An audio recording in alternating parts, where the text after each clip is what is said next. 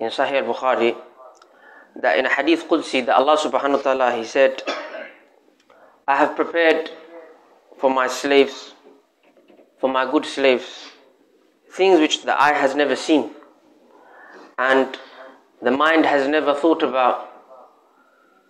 And the Prophet Muhammad said, things the eyes have never seen, the ear has never heard of, and the mind has never thought about. This is what Prophet Muhammad said, that Allah said, that I prepared for my slave in Jannah, which no eye has ever seen, and no ear has ever heard of, and no one has ever thought about. This is in Jannat al-Firdaus. And we see on the news and the TV, etc., on the billboards, when certain things come out, certain products, certain cars, certain phones, they give you a preview or they tell you what is included inside, and people become very excited. So people will be ready to spend £700, £800 on a phone, or £50,000 on a car. But these things, Allah is, through this hadith, Prophet Muhammad is telling us what Allah said, to encourage us to work for the life that is forever. And every time I come here every 6, 7 months, 8 months, like this, and I mention always continuously the shortness of the life. That if you look at the average human being, he's working 8 hours a day. We mention all the time.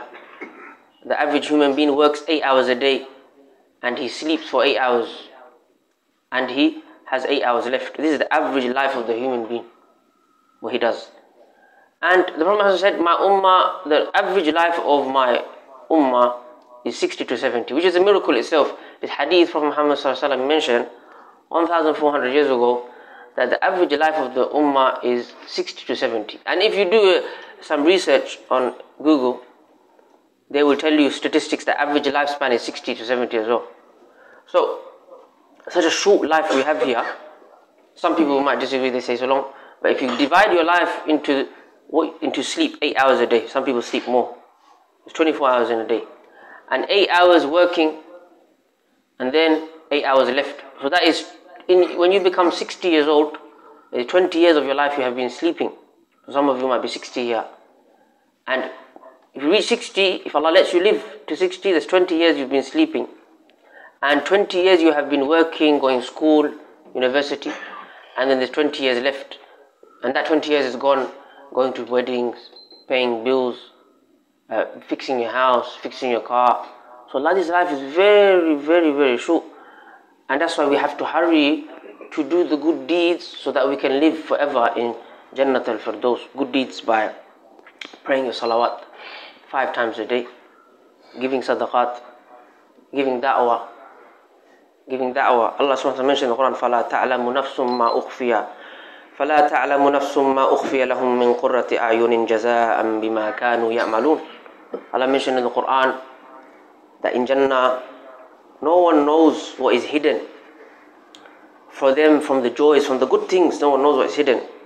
And why is it? As a reward of what they used to do. جَزَاءً بِمَا كَانُوا يَعْمَلُونَ. As a reward of what they used to do.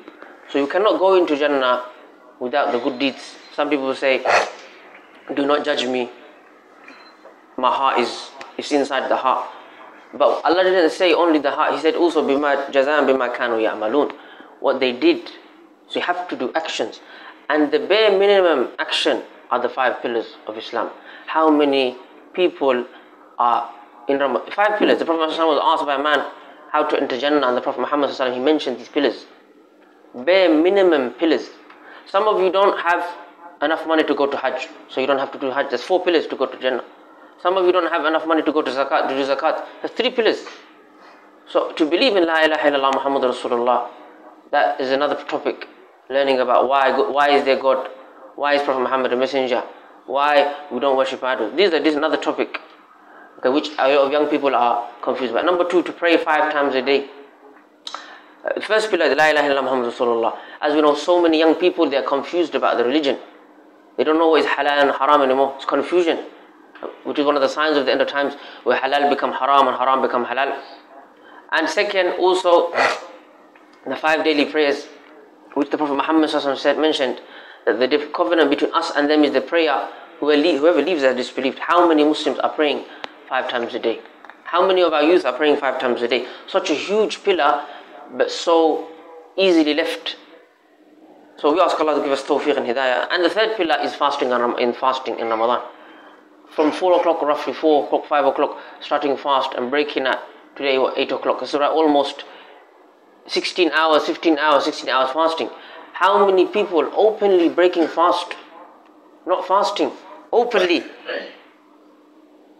No excuse, no valid excuse. And the scholars, they mention